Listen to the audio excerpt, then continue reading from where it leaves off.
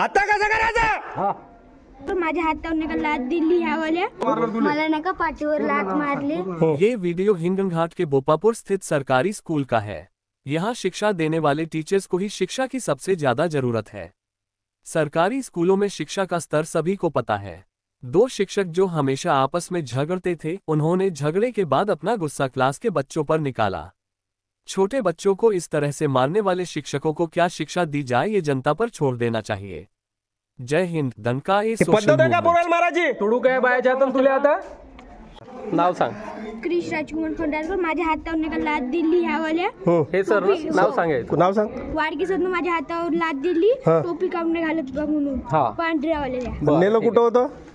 नेलं कुठेच नाही, कुठं मारलं? कुठं मारलं? वर्गात। हा ठीक आहे।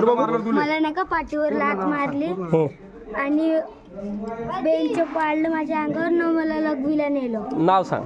थोडं थोडं टोप्या दिलत्या। कोण? श्रीवेद चरदत्त शिरसागर। आणि कोण्या सरनं केलं? या वाडकी सर। हा तू सांग। तू सांग रे। त्याला पण मारलं ना? आता कसं करायचं? आता सांगा, हे खरे खोटे बोलते का हे? आता कसं करायचं? सर का सर? सर का देऊ का रे? सर का सर? ही पद्धत आहे का बोलायला महाराजी? तुडू काय बायाच्या हातून तुला आता सॉरी सर। काय सॉरी? हे वयाचा विचार करत आहो, सांगून राहिलो।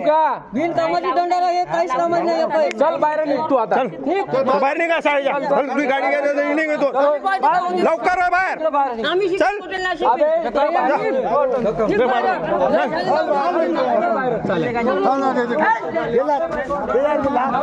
पडन गजो पडन, जाऊ दे।